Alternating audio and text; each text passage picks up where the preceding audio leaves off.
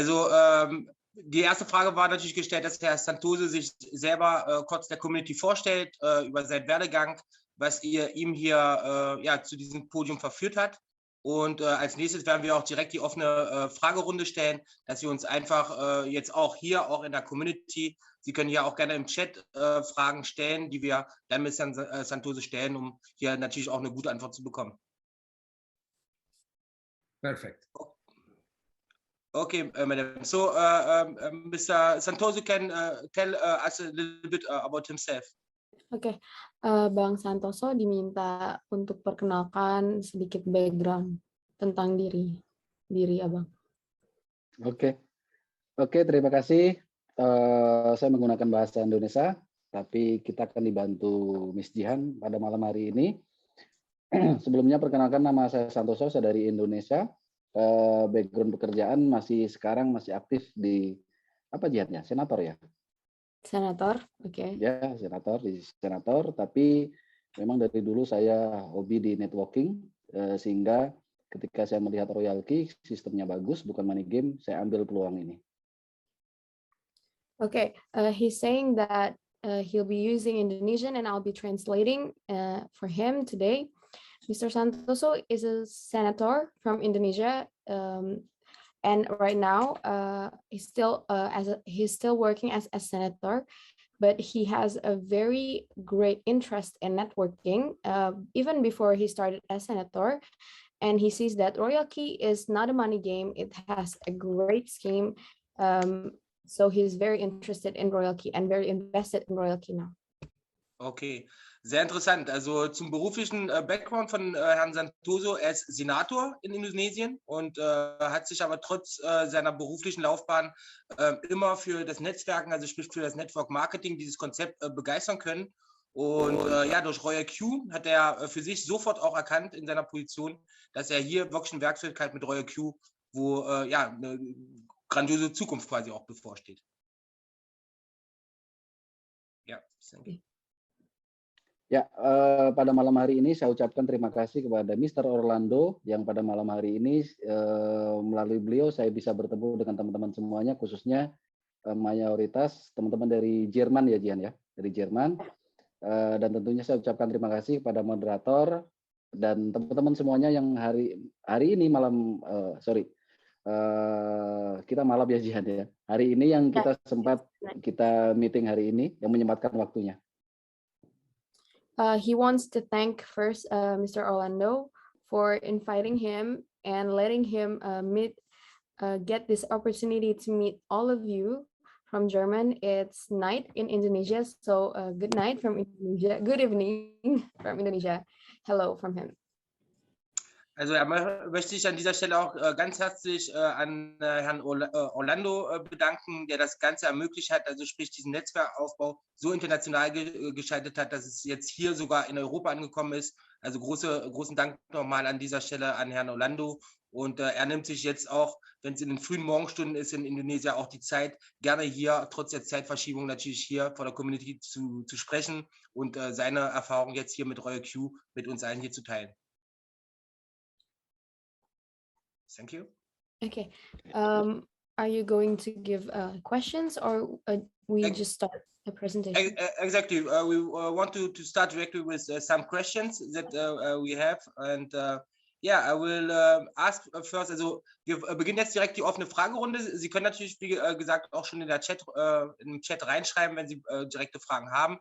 Die erste Frage, die ich stellen werde, ich denke mal, was jeden interessiert, wie es Herrn Santoso geschafft hat, in so kurzer Zeit den Endrang, also sprich den höchsten Rang in RoyalTeam zu erreichen. Und das ist erstmal die direkte Frage, die ich Ihnen stellen möchte. Yeah, Mr. Santoso, for us, this maybe the most interesting question is how did you make it to grow up to V6 in so short time? So how was the story behind your personality that you have grown so a big network in so short time? Yeah. So in network in general? No, especially on RoyalTeam. Yeah. Oke, Bang, jadi ditanya bagaimana Abang bisa mencapai V6 secepat itu. Diceritain detail dan perjalanannya di networking di RoyalTeam. Oke. Jadi kenapa bisa secepat itu? Memang sebelumnya saya background di kripto dari 2015. Saya sudah mengenal kripto, belajar kripto, blockchain, dan memang saya memiliki beberapa komunitas dari 2015 di kripto. Ketika mengetahui RoyalTeam dengan konsep yang cukup bagus, teman-teman saya memiliki pemikiran yang sama tentang RoyalTeam. Okay, he said that he gets very fast because he learns about crypto very early in 2015. He get a lot of friends who is also interested in crypto, and thus he can learn so fast about cryptocurrency. Okay, also der Hauptgrund des schnellen Erfolgs seines Netzwerkes war, weil er sich ziemlich rechtzeitig schon mit Kryptowährung an sich beschäftigt hat, also seit 2015, und hat aufgrund dessen natürlich auch schon Netzwerke mit erfahrenen oder auch Bekannten, die in Krypto investiert waren und dementsprechend auch in der Thematik waren. Und daher mit dieser sensationellen Möglichkeit mit RoyalTeam, diese Einfachheit der Vermehrung seiner USDT und Sicherheit hat natürlich dazu geführt, dass sein Netzwerk sehr, sehr, sehr schnell gewachsen ist. Thank you. Sorry, yes. I think he's not done yet. Please. I think he's not done yet. Sebentar. Wait. Okay. Abang ada lanjut lagi, mungkin backgroundnya gimana bisa cepat sampai ke Vietnam? Oke, ya. Oke, jadi ada beberapa yang perlu sampaikan untuk mencapai di Vietnam. Jadi sebenarnya bukan di Vietnam saja, bukan di RoyalTeam saja. Saya minta maaf kalau saya tidak sengaja untuk menggurui teman-teman, tapi pada prinsipnya di bidang apapun itu, ya di bidang apapun itu, tentunya ada prinsip-prinsip yang memang harus kita pegang secara kuat. Yang pertama, kita harus konsisten, komitmen, dan berani membayar harganya. Nanti kita lanjutkan, Jen. Okay. He's saying that there are a few things to be noted to get V6 fast, and he'll be descripting it after this, but he didn't mean to be lecturing. He just wants to give you all tips to get V6 fast based on his experience. Okay. Also es gibt für ihn 3 ausschlaggebende Punkte für seinen Erfolg bei RoyalTeam und seinen Netzwerkaufbau. Das möchte er uns auch in Folge dessen hier auch gerne mitteilen. Er möchte aber auch nicht rüberkommen als Lehrer oder Allwissender, sondern er gibt uns wirklich nur Tipps aus seinen Erfahrungen, wie er es gemacht hat, und hofft natürlich auch, dass wir das auch für uns positiv dann auch verarbeiten können. He said that there are 3 keys, which are commitment, consistency, and willing to pay the price. Genau, also es gibt 3 Schlüsselmomente, oder besser gesagt 3 Schlüsse des Erfolges. Erstens das Commitment, dann die Beharrlichkeit und dann das Wollen oder den Willen, wirklich den vollen Preis für den Erfolg zu bezahlen. Okay. Ya Bang, ini mau lanjut lagi. Lanjut pakai slide enggak? So can we continue with presentation, or do you want to ask another question? Yes, you can continue with the presentation, because we are very interested to hear about the career of Mr. Santoso. But we have also some questions that we want to ask. But he is free to tell us first his history with RoyalTeam. Presentation, yeah. Okay, can I do screen share? Yes, of course.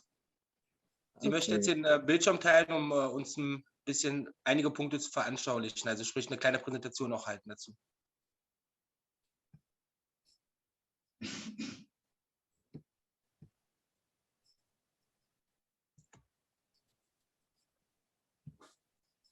Geht das? Hat sie den Bildschirm frei? Ich wollte gerade fragen, aber sie ist Co-Host, müsste sie haben. It's working? Can you share the screen, Jihan? Yeah. Okay, stop. Thank you. Okay. I think it's sharing now. Okay, now. Yes, perfect. Wait, but it's not full screen, I guess. Okay, can you see it? We can see it. Perfect. Okay, so silakan bisa dimulai Bang ke presentasinya. Oke, ya. Jadi di sebuah industri network marketing, ya di bisnis jaringan tentunya kita harus menemukan orang yang satu visi, satu misi dengan kita, yang memiliki semangat yang sama, dan kita secepatnya bagaimana caranya kita bekerja dengan tim. So in networking, you first need to find people with the same vision as you, so you can work faster and get to your goals faster. Also beim Netzwerken, im Networking ist auf jeden Fall die Grundvoraussetzung, sich erstmal ein Team um sich herumzubauen, die die gleiche Vision, die gleichen Ziele und das gleiche Commitment wie man selbst auch an den Tag legt. Also einer der wichtigen Grundvoraussetzungen. Ya, dan orang-orang yang tepat, ya, yang satu visi dengan kita, mereka harus memiliki kebiasaan ataupun core person, ya, untuk nanti mereka akan menjadi leader-leader berikutnya. Okay, these people, we call them the right people, needs to have core person qualities, which will be described after this. Also die Personen, die wir suchen für diesen Inner Circle, nennen wir mal, müssen verschiedene Persönlichkeiten oder spezielle Skills auch mit sich bringen. Und darauf werden wir näher eingehen.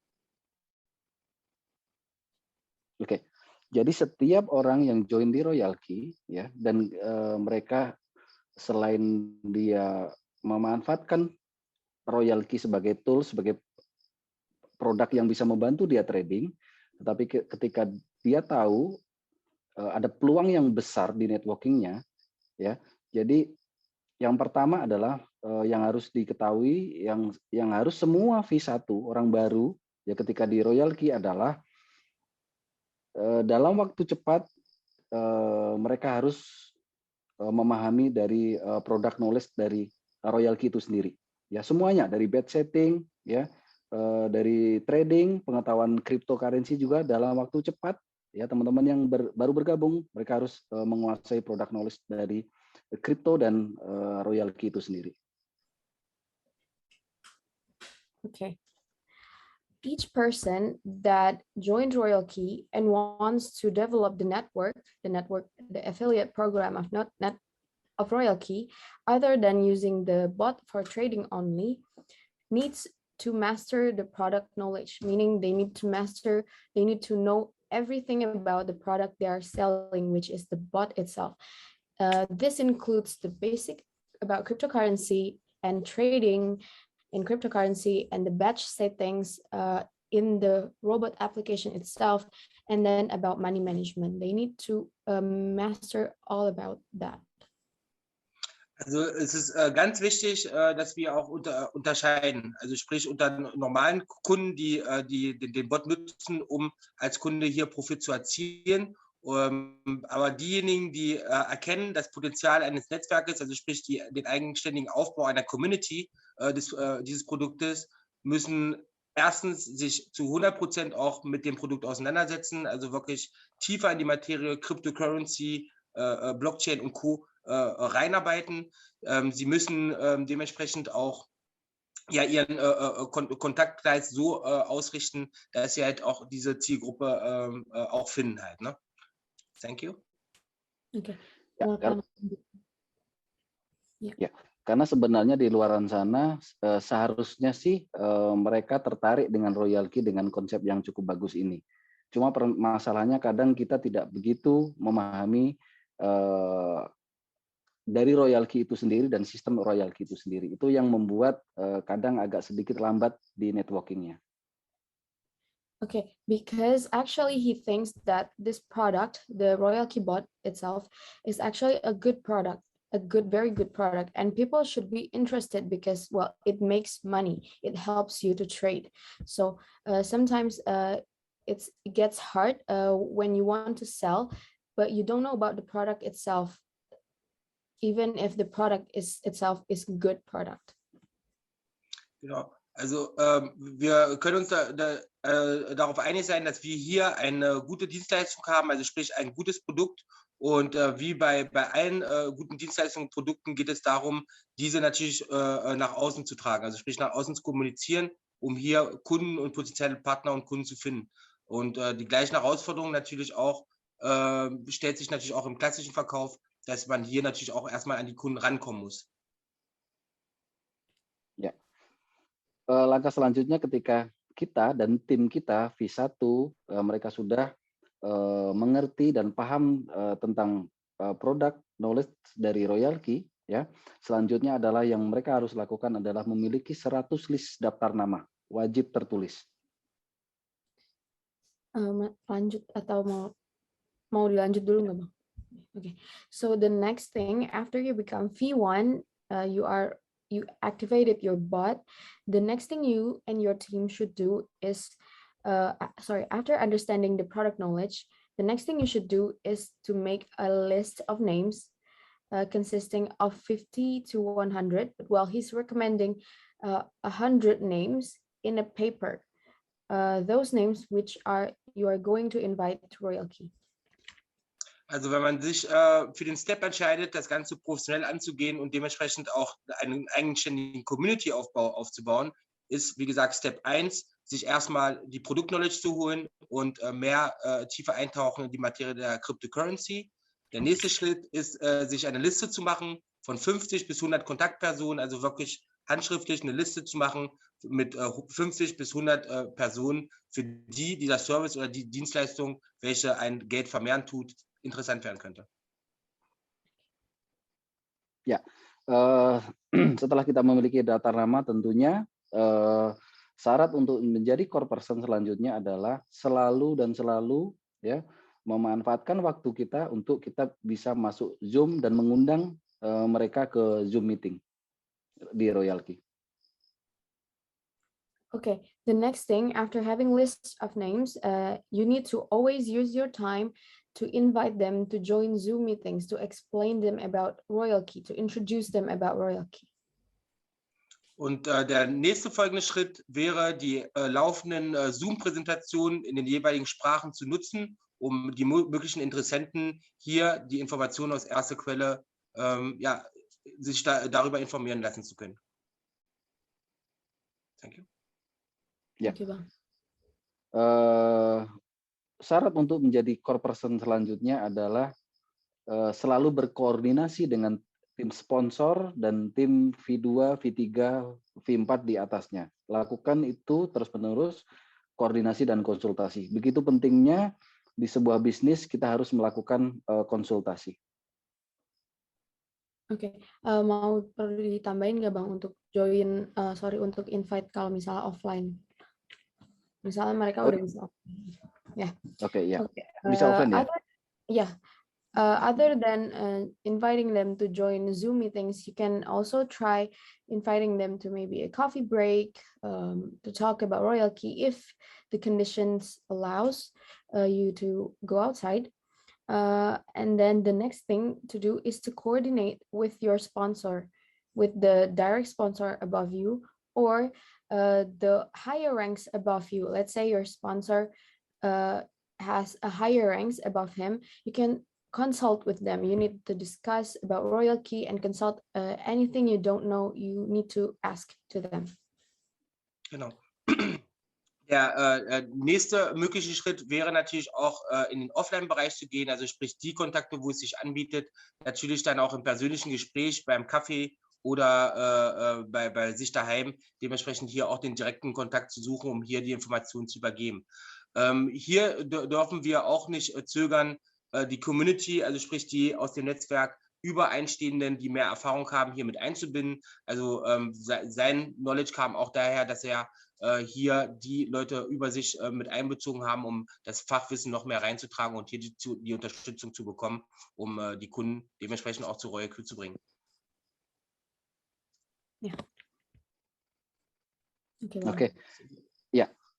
Jadi ketika kita melakukan itu, seharusnya dari list daftar nama 50-100, ketika kita bisa menyampaikan dengan baik dan benar, paling tidak 10-20 orang seharusnya mereka join di RoyalTeam.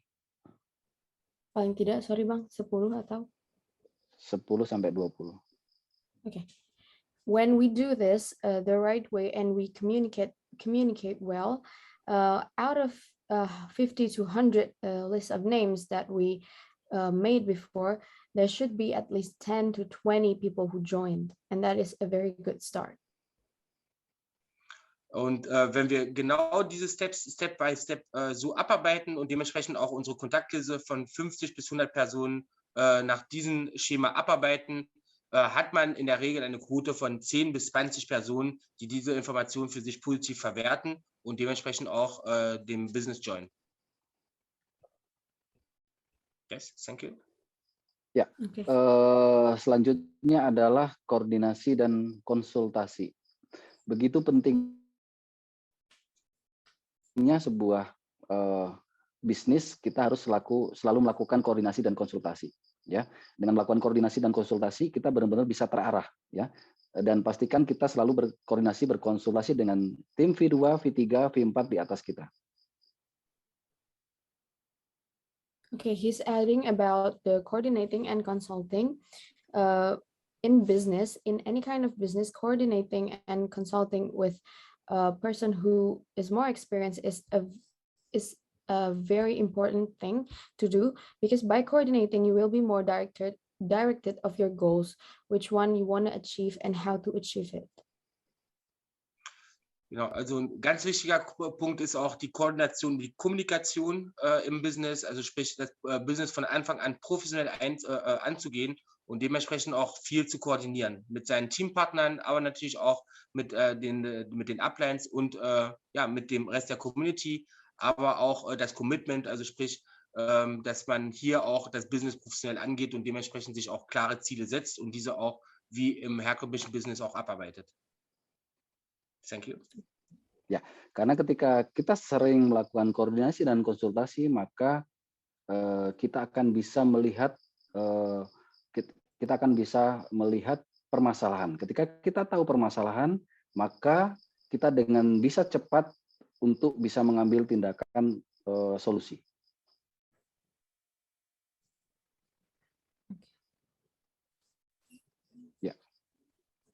Ya, Jihan. When you coordinate and consult daily with your sponsor, you will notice any kinds of problem in a very early stage. That way you can find a solution to that faster, and that there will be no bigger problems than that. It shouldn't get better. Okay, I understand. Wenn Sie in stetiger Kommunikation und im Austausch sind mit Ihrer Upline und mit der Community, beugt es vor oder besser gesagt, zeugt es dafür, dass man rechtzeitig Fehler erkennt, diese dann auch angehen kann, aufgrund der Erfahrung der restlichen Community-Mitglieder und somit dann auch größere Probleme aus dem Weg geht. Also Koordination, Kommunikation, also wirkliche tiefgründige Zusammenarbeit im Team ist hier sehr, sehr wichtig. Okay. Oke. Jadi ketika di semua tim kita, ya, dia menjalankan royalty dengan mengikuti core person ini, maka ini akan ketika ini terduplikasi, maka hasilnya akan luar biasa seperti diagram di bawah ini. Aku next ya. Ya.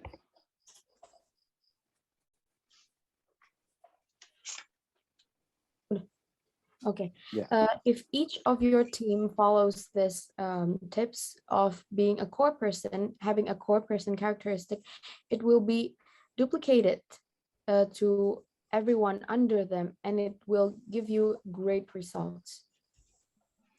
Also wenn man sich selber diese Organisationstalente und diese Disziplin an den Tag legt, sorgt es natürlich dafür, dass sich das Ganze auch auf das Team dupliziert und diese Arbeitsleistung und diese Arbeitseinstellung und Koordination, die man natürlich vorgibt, dupliziert sich ins Team rein und das sorgt natürlich dann auch ordentlich für Schwung auch in den unteren Tiefen. Okay. Ya. Thank you. Oke. Jadi ketika kalau kita lihat struktur ini, ya, ketika kita menemukan orang-orang yang mau melakukan core person ini, ya, ketika kita menemukan 3 orang saja A, B, C, ya, maka sebenarnya kita tinggal menunggu waktu, sebenarnya kita sudah bisa jadi V3, ya. Tetapi ketika kita menemukan 3 orang, yang menduplikasi ini, maka sebenarnya kita sudah jadi kita sudah tinggal menunggu waktu, kita bisa secepatnya V4. Oke, jadi kalau misalnya tiap ABC menemukan core personnya, kita jadi V4 gitu maksudnya kan? Ya. Oke. Benar. He's saying that if you are having this core person characteristic, you'll get to V3 and easily, he said. And when you find at least 3 other person under you who has this core person quality, and they do the core person habits before, you can actually just sit back and wait, because it will develop itself. It will duplicate within times. And each of this A, B, C, if they are implementing the core person, they're also going to get to higher levels, and you will get to V4 with just waiting. Also wenn wir genau diese Business- und Leader-Mentalität an den Tag legen und dementsprechend unser Business strukturiert und koordiniert so aufbauen und das Ganze gerade mal mit 3 weiteren Personen auch so teilen, also sprich sich 3 Leader herauszukristallisieren, Führungskräfte, mit denen man die gleichen Visionen und Ziele teilt, dann hat man eine Duplikation, die sehr, sehr schnell einsetzt, da diese 3 Personen dementsprechend auch mit der gleichen Arbeitsleistung, wie man selber herangeht, und dann kann man sich dann wirklich dann auch entspannt zurücklehnen und die Duplikation, also sprich diese Dynamik auch beobachten. Next ya. Oke. Ya. Oke, materi selanjutnya adalah terkait materi sebelumnya. Jadi untuk menemukan core person tadi, tentunya kita harus juga melakukan presentasi lebih banyak. Ketika kita melakukan presentasi lebih banyak, maka kita akan lebih cepat menemukan orang-orang yang akan melakukan core person. Okay, these tips are still in accordance with the core person qualities before. First is if you want to get to higher ranks, you need to do the core person itself. And first, you need to do more presentation, meaning you need to at least more like daily, do presentation daily to reach more people to join RoyalTeam. And by doing more presentation, you can meet more people and you can identify who is going to be the core person under you. Genau, also den ersten Step mit den 3 Partnern, das ist die Grundvoraussetzung, um erstmal den W4 zu knacken, also sprich den Rang W4 erreicht man ziemlich easy, genau mit dieser Grundeinstellung, also sprich erstmal sich selber diese Grundstruktur aufbauen, 3 Personen rauszukristallisieren und somit den W4 hitten. Beim W5, ja, in den höheren Rängen, wo es natürlich da in die Champions League Bereiche geht, geht es jetzt eher darum, eine größere Bandbreite an Menschen zu erreichen, um genau dieses gleiche Schema der Duplikation hier weiterzuführen. Das bedeutet, 2-mal täglich mindestens Präsentation halten. Dementsprechend, wenn man dieses 2-mal am Tag tut, viral geht, erreicht man logischerweise eine größere Bandbreite an Menschen und somit hat man hier nochmal das Potenzial, die nächsten 3 Diamanten, also sprich die nächsten 3 Führungskräfte herauszukristallisieren und mit denen dieses gleiche Schema weiterhin aufzuarbeiten. Oke, ya. Jadi ketika kita sudah menemukan mereka, ya, maka sebenarnya mereka adalah partner bisnis kita, ya, dan lakukan untuk sama-sama komitmen, ya, sama-sama komitmen karena mereka adalah partner kita. Oke, jadi ketika kita sudah berkomitmen, ya, mereka juga berkomitmen dengan kita, berarti dia adalah partner kita. Oke, selanjutnya adalah kita sendiri sudah tahu, ya, ketika kita menjalankan RoyalTeam, kita akan bekerja dengan para pemimpin. Ya, ketika kita bekerja dengan para pemimpin, maka bisnis kita akan lebih cepat. Okay. If we have find the people with the with the core quality, meaning they are going to be our partners. We need to commit to each other. Your partners need to commit that they're going to do the core person, and you are going to commit to yourself and to your partner that you are going to do the core person qualities itself. after doing the commitment, you need to, after getting the commitment, meaning that you will work with the leaders. These people are going to be leaders. Working with leaders makes you go to higher ranks faster. Genau, also der nächste Schritt ist, wie schon erwähnt, sich jetzt erstmal sich auf die nächsten möglichen Führungskräfte, also nennen wir sie mal Diamanten, Leader, zu fokussieren. Wenn die herauskristallisiert wurden, dann muss man sich sein Inner Circle zusammenschweißen, ein Commitment sich wirklich mit seinen Führungskräften einholen, dass man hier zusammen an einen Strang und ein Ziel arbeitet, und dann sind die nächsten höhere Ränge W5, W6 dementsprechend mit diesem Kernteam an Führungskräften mehr als möglich. Udah, next Bang. Materi terakhir next ya. Udah. Ya, materi terakhir.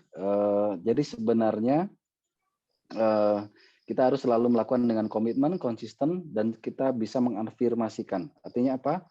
Saya tidak tahu teman-teman ketika menjalankan Royal Key itu tujuannya apa. Ada sebagian orang yang mungkin untuk bisa mendapatkan income tambahan. Ada juga sebagian orang yang memang benar-benar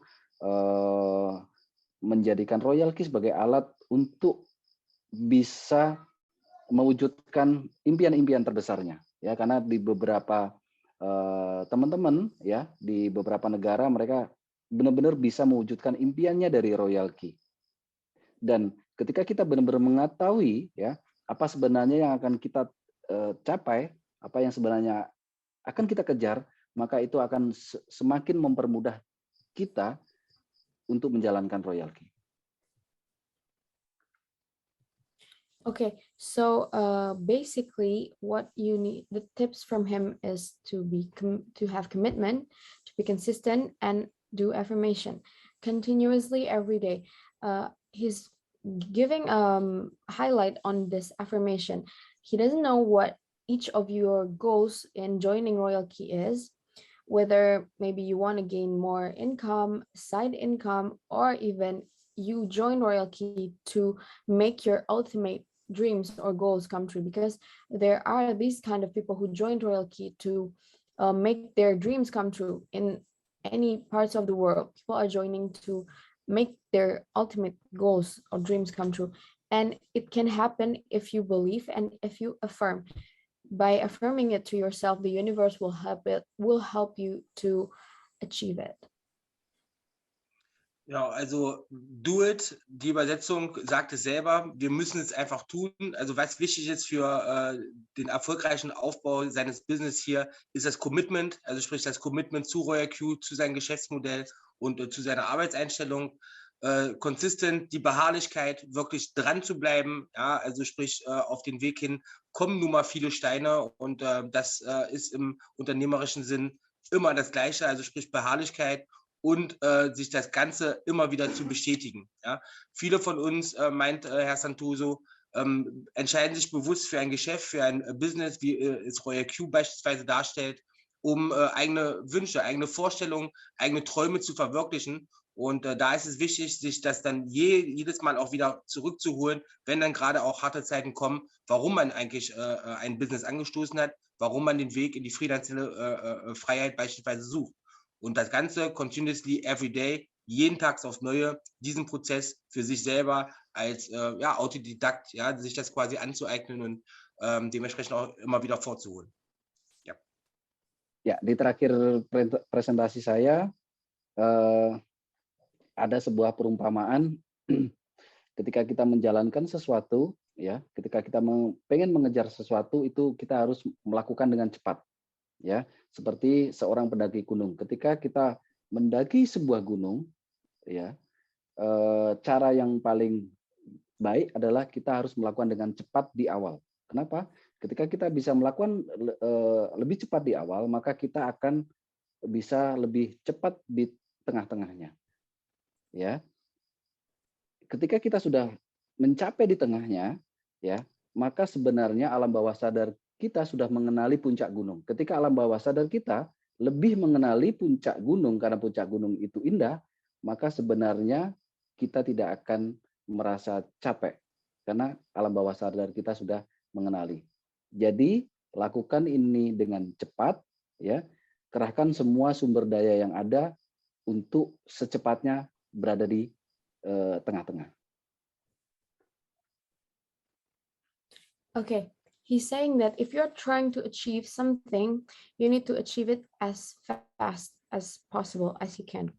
For example, if you are hiking a mountain, you need to do it fast, at least to get to the middle first, the middle of the mountain.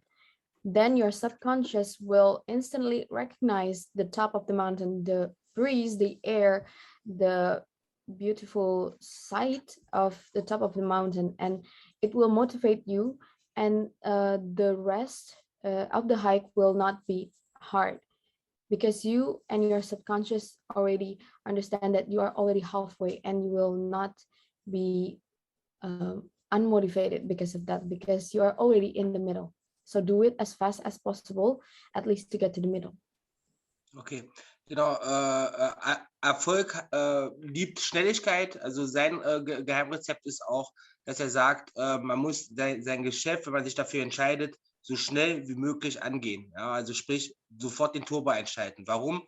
Die Metapher mit einem Berg, wenn man einen Berg bezwingen möchte, macht man es auch so schnell wie möglich. Also sprich, man versucht den Berg in der kürzesten Zeit wie möglich zu bezwingen.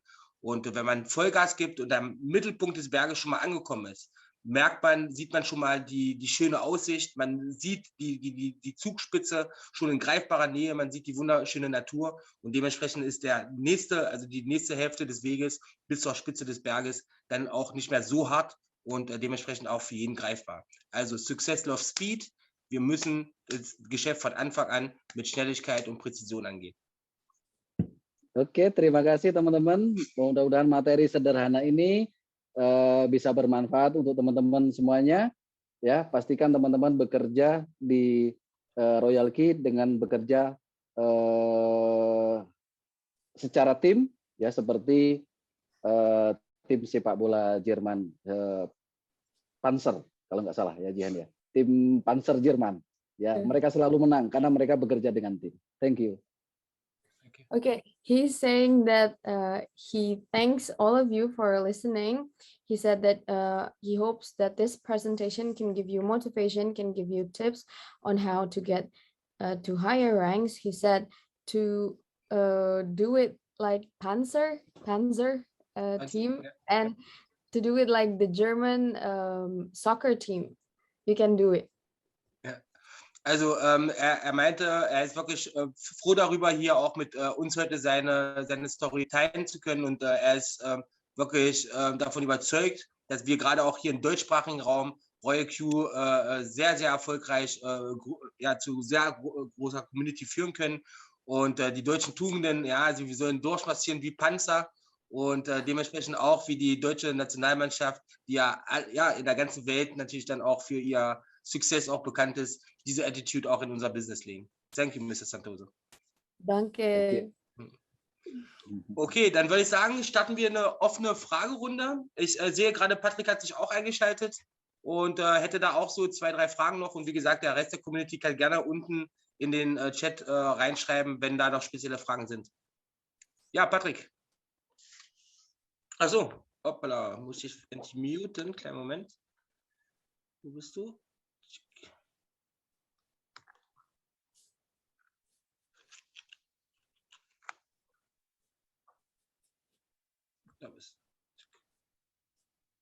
Dann stelle vielleicht ich noch eine Frage, bis der Patrick hier ist. Ist er hier? Yep. Okay. Martin, ho messo il microfono a Patrick. Hi, hello, thank you. Hello, hi Mirko, hi Martin, Hello. hi Francis, nice to have you here. One important question for Build the Network that come from my team is, we present that we need to rank up free direct to go V4. Is this correct, or I can have free in 3 different legs, or I must have this direct? Okay. So, Bang, aku langsung jawab ya. Dia nanya itu langsung. Jadi dia nanya kita tuh harus punya 3 direct atau kita bisa punya 3 dari mana aja. Itu aku jawabin dikit aja ya. Jelasin yang berdasarkan yang biasa aku jelasin. Yeah. Okay. So I believe you need to have 3 direct from you. Which rank? I'm sorry. Which rank are you asking? Go V4. V4. So you need 3 V4 under you directly. Under you to get to higher ranks, meaning to get to V5. Okay, but it's my. You can have from any legs of your. It doesn't have to be from the first leg or the second leg. 3 jalur yang berbeda. Yeah, you need to have from 3 different line. Yeah, okay, but that's when I sponsor Francis, and in his line come for free. The for free, it's not direct, he can indirect, it's correct. Yeah. Also, you're asking if you invite, if Francis invites you, or if you invite Francis. I invite Francis, and under Francis is a for free. A V3. Yeah, it's possible for me to rank up. Okay. Why it's not my direct sponsoring? Iya, Bang. Jadi kalau di bawahnya ada V3 tapi bukan direct. Jadi misalnya ini dia, terus dia invite Francis. Nah, di bawahnya Francis tuh ada V3. Itu masih kehitung nggak jadi V3-nya sih? Dia. Untuk jadi V4. Ya. Iya, dia mau jadi V4.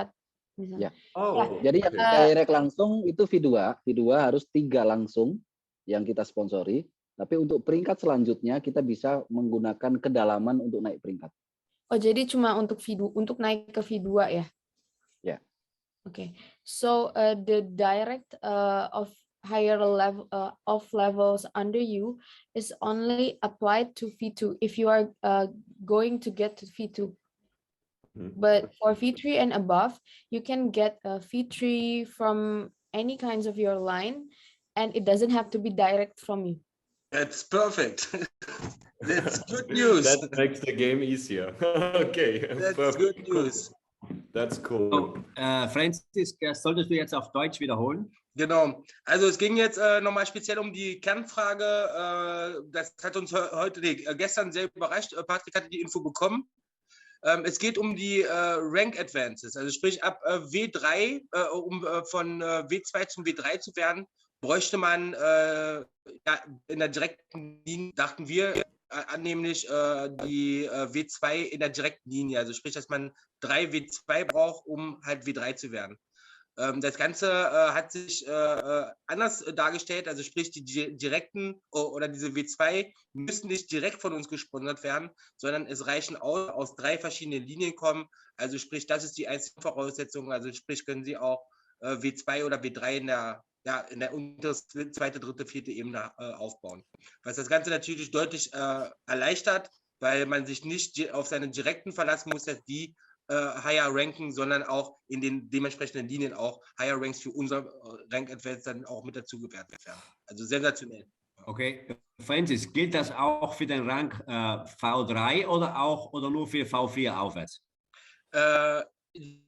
Gian, this question was, is it just for the rank advance from V2 to, V3 to V4 or also from V2 to V3? Oke, Bang, yang tadi Abang jelasin untuk di bawahnya tidak perlu langsung itu dari V2 ke V3 juga berlaku nggak? Atau? Oh iya. Jadi V2 above, ya V2 ke atas, untuk naik peringkat tidak harus yang disponsori. Perfect. Yang dia ya. Jadi bisa dari kedalaman. Yang harus langsung itu cuma dari V1 ke V2 ya. Ya. Okay, so the direct rules only applies to if you are getting from V1 to V2. You are getting from V2 to V3, and continuously you don't have to do to have a direct from you. Perfect. For any kinds of depth. Perfect. let's make it very easier. So, also es ist wirklich so, dass die direkten Teampartner, um den Rank-Push vom W1 zum W2 zu machen, da müssen es direkte sein. Aber alles, was danach kommt, also sprich ab W2 zu W3, ist ja Open House. Also sprich, da müssen die einfach nur aus einer der jeweiligen 3 Linien, die wir haben, kommen. Also sprich, egal ob 2., 3., 4., 5. Linie, völlig unabhängig. Hauptsache im Team wird Gas gegeben und dem Team kommen auch die Advanced Ranks hoch. Also wirklich sensationell, gute News, sehr gute News. Okay, dann möchte ich noch eine Frage stellen. Francis, wenn du das dann bitte übersetzen kannst. Ich bin sehr begeistert von diesem Event heute und ich bin sehr dankbar, dass Mr. Santoso hier bei uns ist. Vielen Dank. So, Martin, say thank you very much for the Zoom call today, and thank you to you, Mr. Santoso, that you find the time to let us know your knowledge or share your knowledge with us here in Germany. Und meine Frage ist, wie lädt Mr. Santoso oder wie hat Mr. Santoso seine Leute auf die Zoom-Meetings eingeladen? Das würde mich sehr interessieren. Danke. Okay, very nice question from Martin Oppel. It's tactically a question. Martin asked especially how you, Mr. Santoso, invite people to Zoom calls or to Zoom presentation. How is your skill? How you invite people to take part on a Zoom meeting? Oke, Bang Jadi terima kasih katanya dari Martin ya? Ya. Martin, dari Martin terima kasih sudah mengisi Zoom ini, terima kasih ilmunya. Dia tanya gimana caranya Abang mengajak orang-orang untuk ikut Zoom yang tentang royalty ini. Gimana caranya supaya orang mau ikut? Dan gimana cara Abang ngajak? Oke. Jadi ada teknik mengundang yang benar, ya. Dan ini kita harus duplikasikan ke teman-teman kita. Di awal ketika saya di RoyalTeam, saya hanya mengundang 5 orang di Zoom meeting. Ya 5 orang saja, teman-teman saya, dan saya pilih mereka yang mengerti tentang kripto. Ya, jadi saya pilih 5 orang yang mengerti tentang kripto. Waktu itu saya janjikan, apakah besok kamu punya waktu? Karena saya hanya butuh 5 orang. Ya, saya akan sampaikan sebuah informasi yang cukup bagus, dan saya hanya butuh 5 orang. Kalau besok kamu bisa, kamu bilang bisa. Kalau tidak bisa, ya, kamu akan saya gantikan dengan teman saya yang lain, karena saya hanya butuh 5 orang saja. Itu tipsnya mengundang. Okay, he's saying that based on his experience, this is the right technique to invite people to join Zoom meetings, and this should be duplicated to you and each of your team members.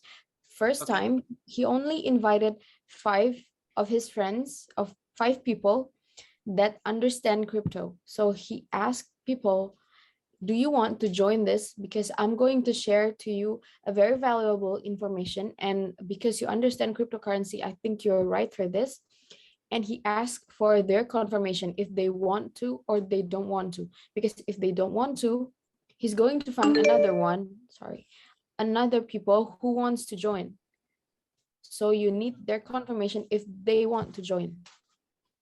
Genau, also Invite Skills sind natürlich einer der wichtigsten Skills in diesem Geschäft, und er sagt, dass er wirklich taktisch so vorgeht, dass er sich erstmal auf die konzentriert hat, die ein erstes Grundverständnis für Kryptowährung haben. Er hat sich 5 erstmal ausgesucht, die ein Verständnis zumindest für Kryptowährung hat, und dann auch nicht einfach den Zoom-Link hingeschickt, sondern sie erstmal angefragt, um auch wirklich eine Bestätigung zu bekommen, dass sie auch wirklich teilnehmen. Also die Anfrage wäre ungefähr so gewesen, zu fragen, hey, du hast ja fundiertes Fachwissen, Charles, über Kryptowährungen. Ich habe da eine Information, die du auf jeden Fall, denke ich mal, als mit deinem Expertenwissen oder mit deiner fundierten Kenntnis besser verwerten kann als ich. Ja, wenn ich dir einen Link zuschicke oder wenn ich dir einen Platz reserviere für Freitag 17 Uhr, hättest du da die Möglichkeit, daran teilzunehmen. Und er sendet erst den Link zu, wenn er auch wirklich auch von diesen 5 Personen eine Bestätigung bekommt, schickt er den Link raus. Und wenn er da von den einen oder anderen keine Bestätigung bekommt, holt er sich logischerweise für diesen Kreis von 5 Personen die nächste Person rein. Also er arbeitet wirklich systematisch Stück für Stück ab. Ja. Oke. Ada lagi Bang yang untuk mengajak orang untuk join Zoom atau udah tadi itu aja? Tipsnya itu saja dan kuantitatif ya, jadi jumlahnya aja diperbanyak karena kemungkinan hari itu mungkin dia tidak bisa, kemungkinan besok dia akan bisa. Jadi lakukan saja terus. Ada in Zoom-nya lebih seringin ya? Ya, dan jangan ya ketika kita ngundang Zoom jangan presentasi, jangan pernah melakukan presentasi royalty ketika kita mengundang ya hanya mengundang seperti itu. Kadang sebagian orang terjebak ketika dia mengundang, dia presentasi bisnisnya ketika dia sedang mengundang. Jadi isi meetingnya itu dia ngejelasin, tapi dia nggak presentasi atau gimana? Mengundang itu hanya mengundang, presentasi. Jadi ketika mengundang sebagian orang terjebak.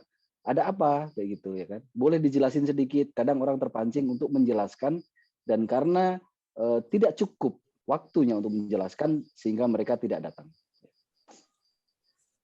Oke. Boleh Bang, sorry. Jangan melakukan presentasi terus jadinya gimana? Ya, jadi kalau mengundang ke Zoom itu mengundang saja. Jangan ceritakan bisnisnya, tetapi janjikan bahwasanya akan ada informasi yang cukup bagus buat kamu, tetapi hari ini saya tidak bisa sampaikan lewat telepon, ya. Silakan hadir di sana.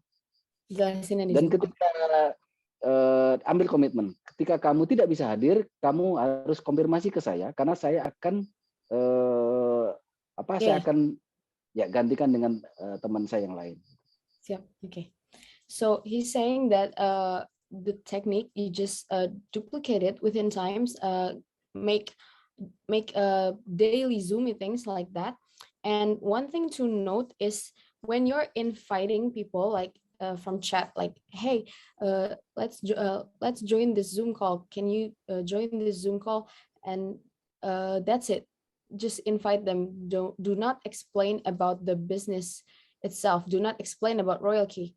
It's more like make them curious, makes them want to know more about royalty, and therefore they need to join the Zoom itself. And therefore, when in the Zoom, you can explain about royalty, but don't explain or even giving any kind of basic explanation to them about royalty when you're inviting them. And also, and to be highlighted is to have confirmation from them. Okay, so das sind wirklich Nuggets, GoPro.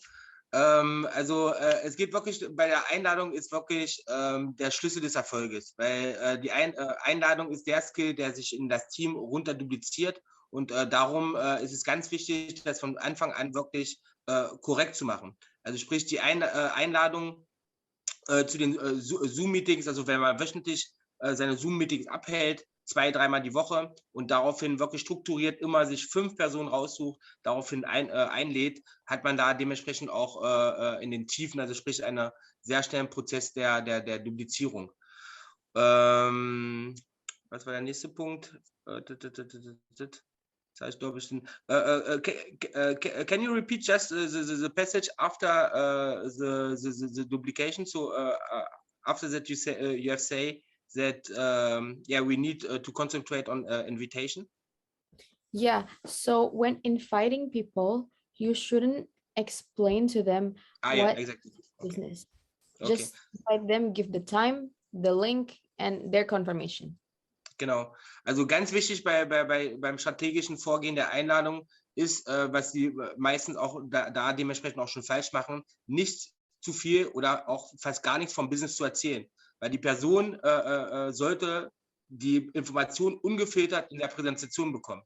Also sprich, nicht im Vorfeld über Royal Q, über die Trading-Strategien und erzählen, weil somit nimmt man die Spannung weg und alle diese Informationen sollte ja der mögliche Interessent aus dem Call bekommen.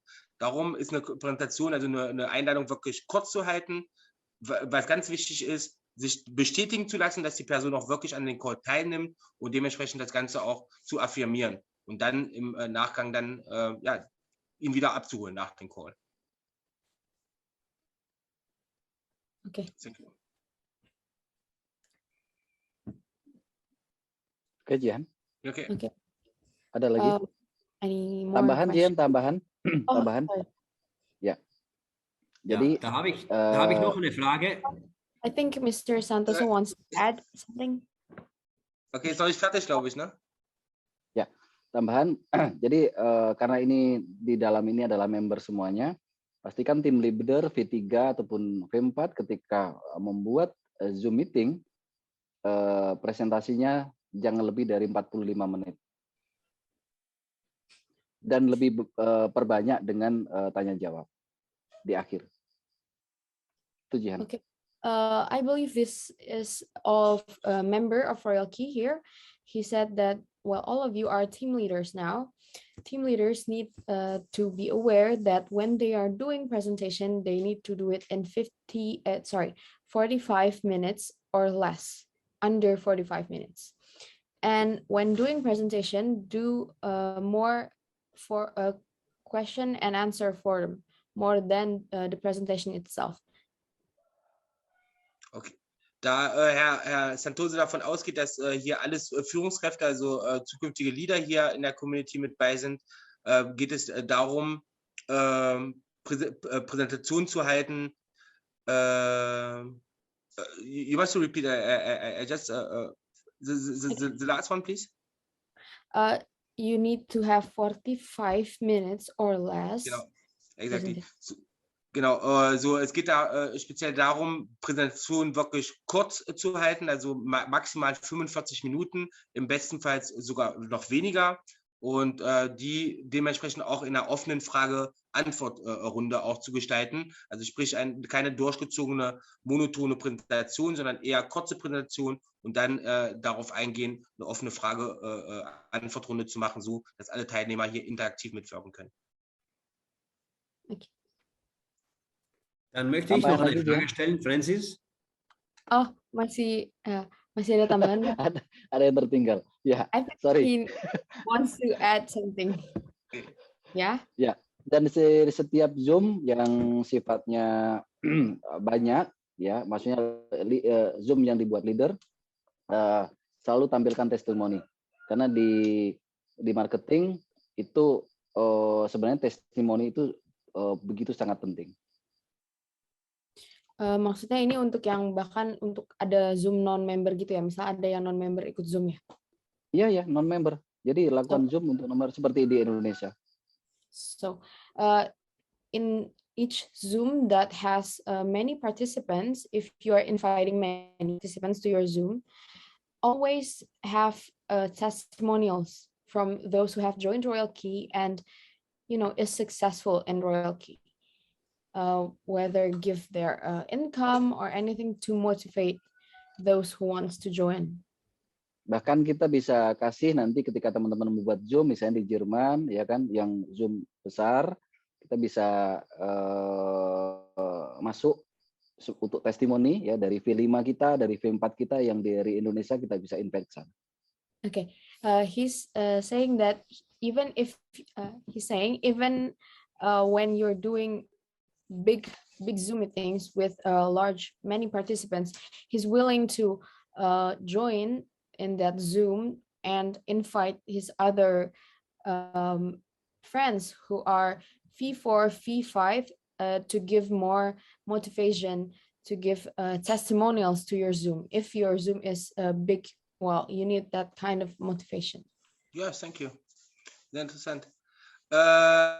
Er meint auch dazu noch, auch bei den Präsentationen sind Testimonial. Ich glaube, unser letzter Call hat es auch bewiesen und das unterstrichen, dass das einer der stärksten Waffen logischerweise ist, hier auch bei größeren Meetings, bei größeren Zooms auch immer wieder Testimonial von bereits bestehenden Royal Q-Kunden hier mitzugeben, ja, ihre Ergebnisse zu teilen, denn das motiviert, das sind die tatsächlichen Zahlen, die alle Kunden und Partner momentan erzielen und das motiviert natürlich auch eine Community.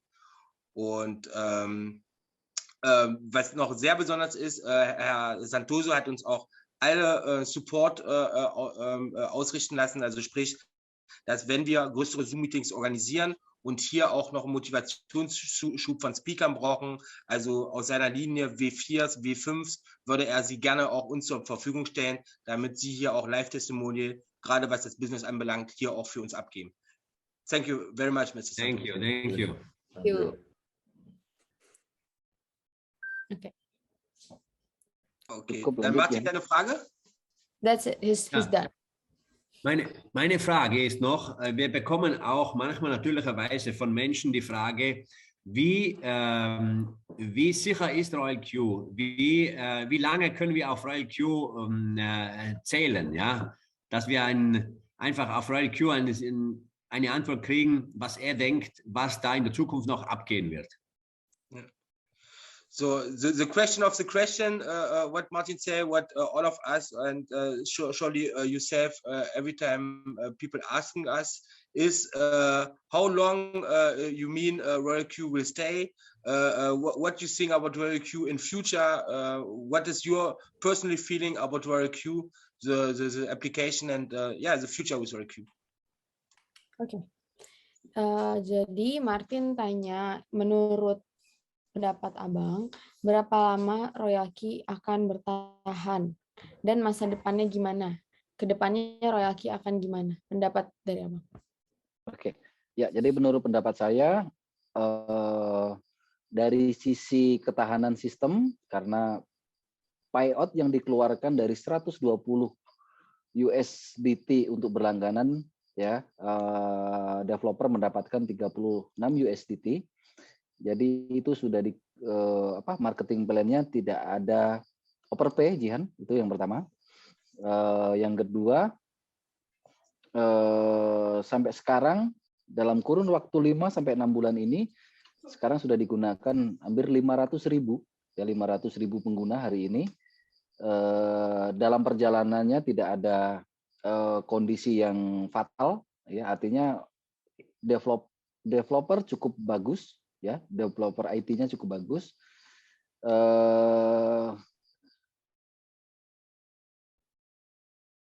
Kemungkinan kalaupun yang di luar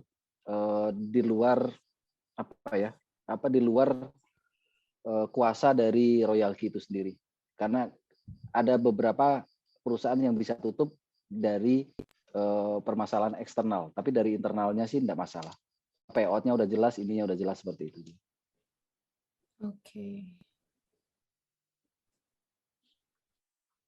Okay.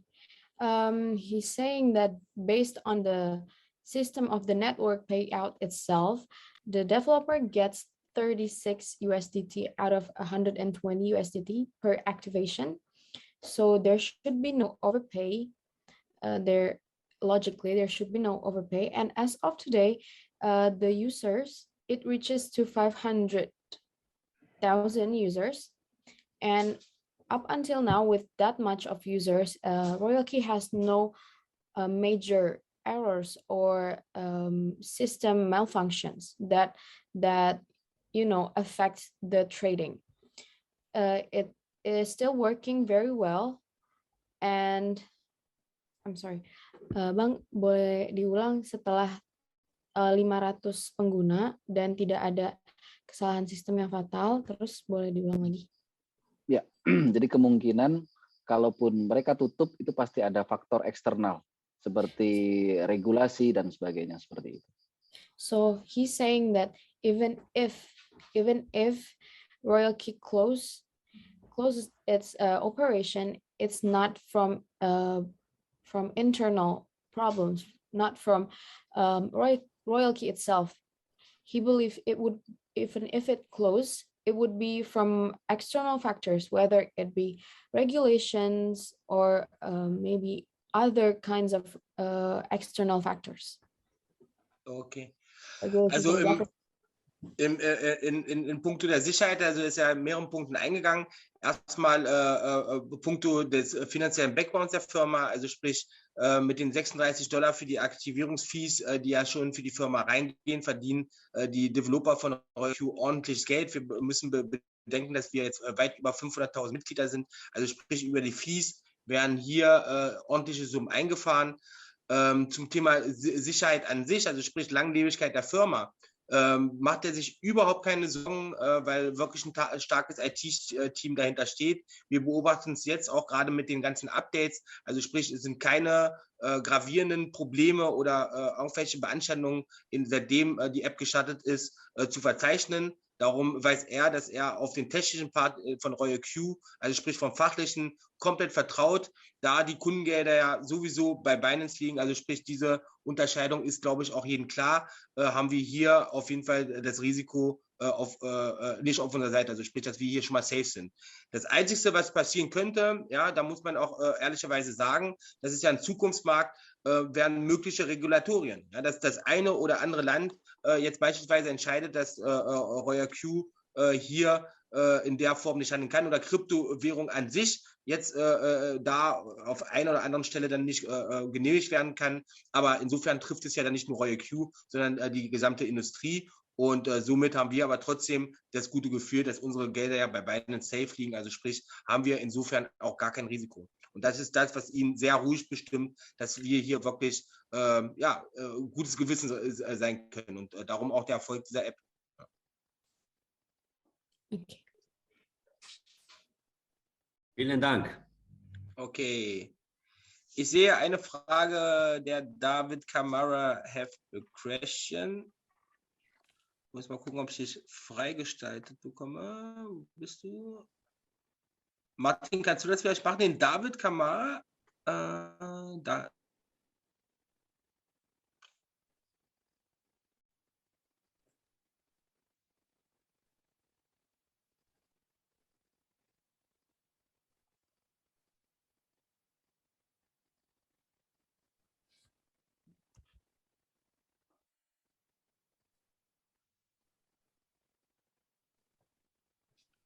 Hello. There is a problem with the So, jetzt, with the connection, I think. jetzt müsste, glaube ich, gehen. Hört man mich? Ja. Ja, David, man hört dich. Super. Okay, sehr gut. Ich weiß nicht, Francis ist eingefroren. Ich hoffe, er kann dann übersetzen. Jetzt ist er auch rausgeflogen. Wenn nicht, Patrick, musst du wohl übersetzen. Okay, kein Thema. Also meine Frage ist eher eine Business-Frage.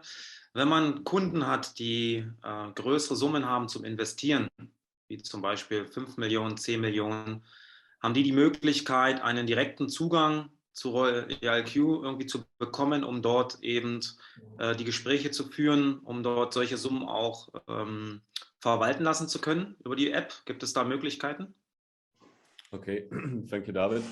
Here, David have the question. When he is a customer, he have a lot of customers with bigger amount, and they have, for example, customers with over 5-10 million euros USDT. Is there a way to get in contact with the company, with some programmers, with the IT, with the owners, special for the big investors over 5-10 millions, that they have a direct contact to the company for more comfortably, for more safeness? 5 to 10 million USD, right? Or higher? Or higher. Higher, 5, 10 or higher. Oke. David nanya, kalau sampai ada user yang mau invest mungkin 5 sampai 10 juta US dollar atau bahkan lebih dari itu, mungkin nggak dapat kontak atau bisa menghubungi tim developer atau tim RoyalQ-nya langsung? Ya, jadi seperti yang kita alami, Jan. Jadi selama ini kan kita juga kesusahan untuk bisa berkomunikasi dengan developer, ya sampaikan saja. Cuma kita belum ada solusi untuk itu, ya belum ada solusi itu. Teman-teman bisa sampaikan di feedback, ya teman-teman bisa sampaikan langsung di feedback kayak gitu. Karena sampai sekarang kita juga dari Indonesia belum belum tahu sampai sekarang, belum terkoneksi dengan developer. Okay, so based on what we experience, also I'm present in this whole situations, so I know this very well, that we are having a hard time to contact a developer or team of RoyalTeam itself. Maybe if you want to invest, give a high investment to RoyalTeam, you can contact them from their feedback session in their Mind menu, and there's a feedback menu. You can chat them from that feedback room, but based on our experience, it's just a customer service. They're not responding it right away.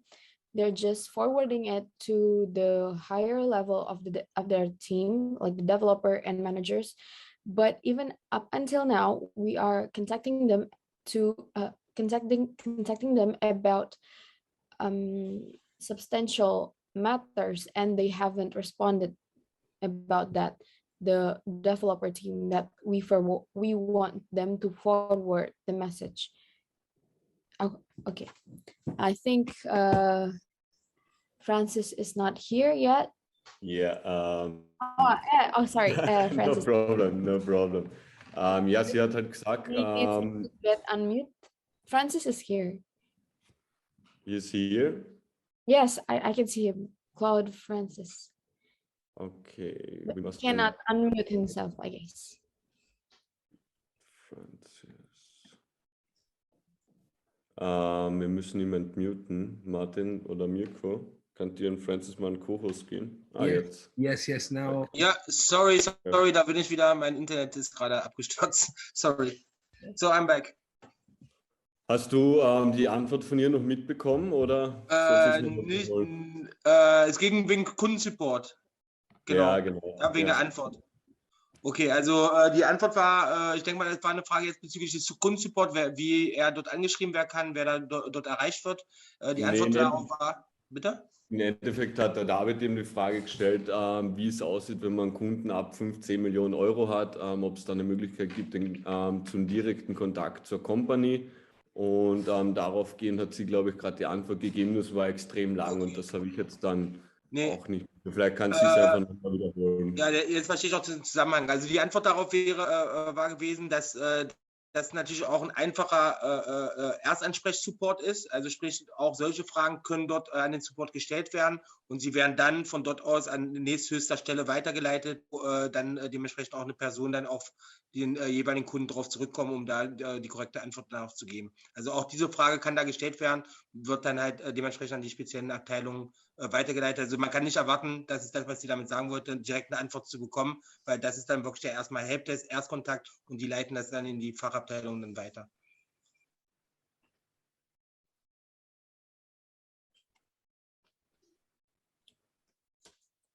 Man hört David leider nicht.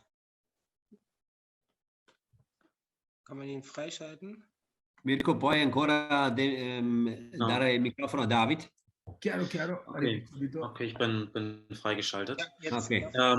Genau, aber genau, also okay, kann man dort fragen, aber hat er Erfahrung, dass Personen, die eben Hochpreise reingehen, dass sie eine persönliche Betreuung haben, also einen persönlichen Management dann zur Verfügung haben? Das heißt, dass die eben, als wenn es wie ein VIP-Support gibt, dass diese Leute einfach betreut werden, als jetzt in eine App zu gehen und wie jeder andere dann was zu schreiben, sondern ob die einen persönlichen Manager zur Verfügung gestellt bekommen, der die natürlich bei solcher Summe auch betreut. Ob er da Erfahrung hat oder das weiß, dass es sowas gibt. Okay.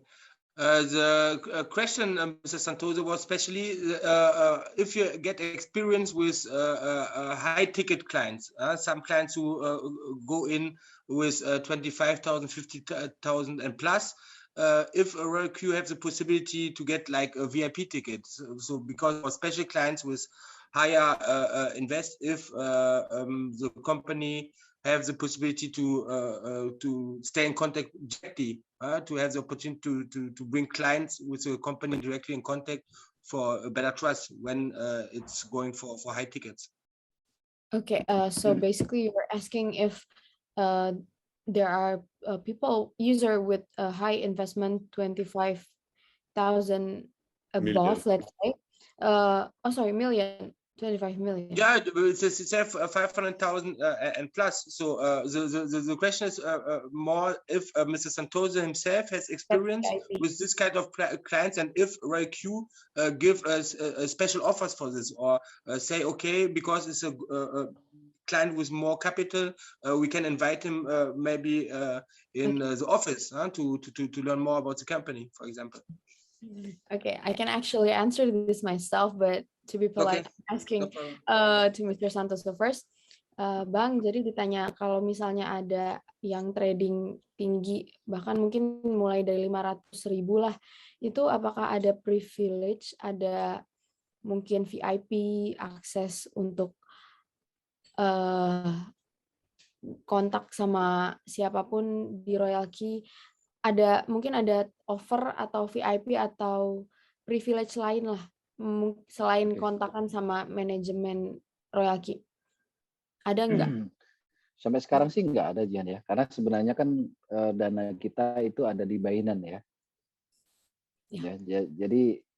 Jadi sampai sekarang belum ada. Cuma kita dulu pernah pengalaman ada beberapa permintaan perubahan bid setting, perubahan marketing plan ketika di bulan Mei, ya, di bulan Mei kita pernah ada beberapa permintaan yang itu disetujui, tetapi dengan cara seluruh member itu meminta permintaan dengan yang sama kayak gitu. Itu kita pernah lakukan. Dan sebenarnya kita seharusnya harus meeting secara internasional terkait isu-isu penting yang harus perlu kita bahas seperti itu. Okay, he's saying that up until now there is no kind of VIP ticket offer, privilege, or special connection to contact to the management or developer team of RoyalTeam, even for those who have big amount of trading assets, trading balance, because he said, well, the trading balance is stored in Binance. Even if you get sharing higher value of sharing profits, but there is no such privilege or connection to the management of RoyalTeam. Okay. However, based on our experience from Indonesia,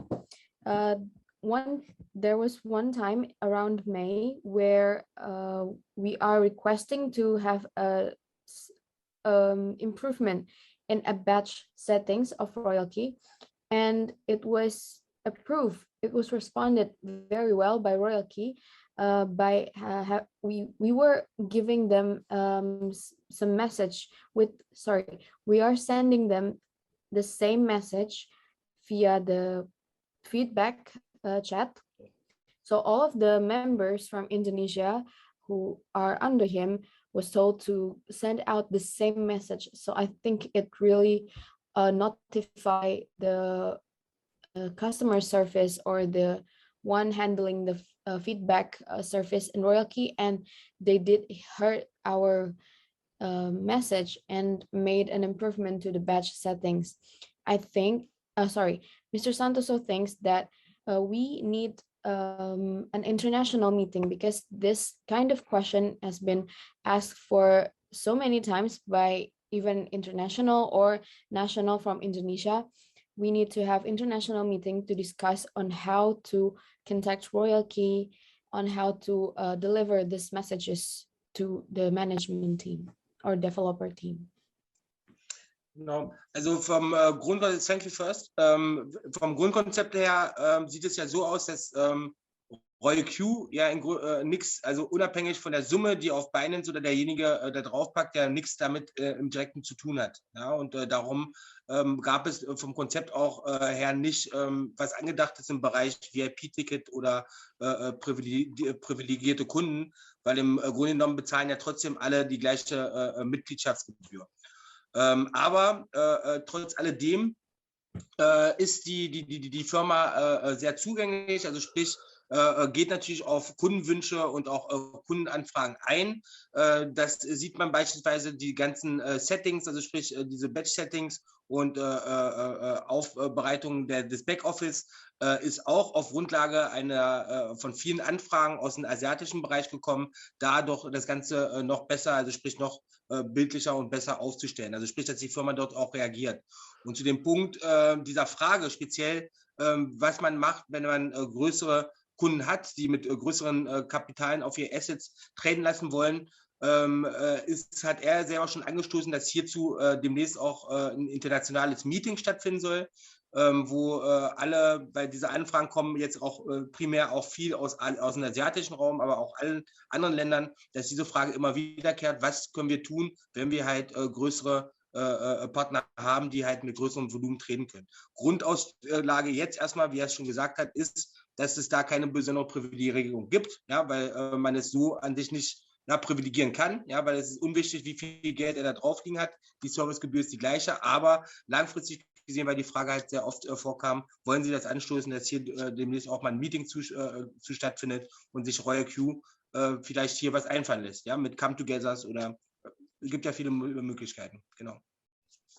Okay, merci. No problem. Yeah. Me, I get a question and I hope, also ich hätte jetzt noch eine Frage und ich hoffe, die wurde noch nicht gestellt. Ja. My question was, Mr. Santoso, and I hope it's not too personal because about money, we don't talk too much about money, our own money, but for ourselves it's interesting to have, well, maybe a short number. How big is your team now? How big is your community? And how many USDT roundabout you make per day? So you want to see his team numbers and USDT? When he can share his back office, will be a pleasure. Okay. So, Bang, kalau tidak keberatan, karena mereka paham uang itu sangat private, mereka mau lihat dong gitu. Satu tim yang di bawah Abang, itu yang menu di tim. Kalau di RoyalTeam kan yang tim ya, mereka mau lihat jumlah ada berapa orang di bawah Abang, sama mau lihat income-nya. Jadi mungkin bisa share screen kalau berkenan. Oke. No problem. Okay. Oh, thank you. No problem. Thank you. Real talk. Okay. I think it's time to share screen. Yeah. Bisa share screen kan, Bang? Oke, bisa. Bisa kelihatan ya, Jian ya? Bisa. Oke, saya trading. Kalau untuk trading, trading di koin besar sekarang di Bitcoin, ya. Contoh, cycle itu 29.000, itu udah di number of call marginnya 10, Jian. Ya, jadi karena ini tradingnya total trading dari Binance, Huobi sekarang mungkin 90.000 ya, 90.000 US. So as you can see, aku translate dulu ya, Bang, soalnya banyak. Yeah. Boleh buka yang tadi aja dulu. So as you can see, he's trading only in big numbers now. For BTC, for example, it's 29,000, and it's already in 10th layers, 10th margin, call margin. And also he's trading in Huobi. So he's trading both from Binance and Huobi. The total amount of his trading balance now is around 90,000 USDT. Okay. As you can see in his screen. Okay, boleh lanjut, Bang. Kalau ini setiap harinya seperti ini, Jian, totalnya itu ada berapa ya? 760.000 US total. Okay, so can I first translate the first steps? Yang tadi boleh lihat lagi, Bang. Also er zeigt jetzt gerade hier den Auszug aus seinem Backoffice. Er ist selber sehr stark investiert mit knapp 90.000 USDT. Wie wir eben gerade auch gesehen hat, sind seine Einstellungen auch in den Trades sehr, sehr hoch. Also er hat Positionen jetzt laufen mit 29.000. Und das sind halt, Okay, so he's showing you the first entry of when he first joined RoyalTeam, which is around May. This was his first profit. This is not from trading profits. This is from affiliate program. Das ist das Affiliate-Programm, genau. Yeah, he first gained 150 USDT in 19 May, and it gets bigger and higher, and now around 7 to around 7, I think the minimum is 7 per day, 7,000 USDT per day. Also er hat gestartet im kleinen Bereich, wie wir unten gesehen haben, mit 150 USDT, die er residual pro Tag bekommen hat, und das Ganze hat sich hochgeschaukelt und hochskaliert bis zu 7.000 Euro. Also jetzt im Durchschnitt liegt er bei 7.000 USDT am Tag. Okay. Ya, silakan Abang boleh lanjut. Ya, ini yang aktif di bawah semuanya ada 116.000 ya, 116.000 yang aktif. Referral ada 35 referral. Itu Jihan. So yeah, as you requested previously, you want to see his team numbers. He has 35 directly, but yeah, in total, under him there are 116,000 of activated bots. Dan ini bermula dari 5 orang teman saya. Yeah, and it started out from that 5 person he invited. So imagine how very impactful those 5 people who wants to implement the core person technique. Also er wollte auch hier nochmal veranschaulichen, um auf den Anfang seiner Strategie auch nochmal drauf einzugehen, glaube ich, anhand seines Backoffice, anhand seines Teamaufbaus sehen wir, wie wichtig es ist, sich auf die richtigen Leute zu fokussieren und zu konzentrieren. Ja, also das Hauptvolumen kommt wirklich aus seinen 5 Kernteamleute, und ich glaube, die Firstliner sind für uns selber auch realistisch zu sehen. 35 inaktiv, 36 aktive, und daraus so ein mächtiges Netzwerk entstehen zu lassen, zeugt einfach nur von der Einfachheit und dieser Strategie der Duplikation, die er hier an den Tag gelegt hat, und ja, der Fokus gesetzt, sich auf wirklich die zukünftigen Leader und Diamanten zu konzentrieren.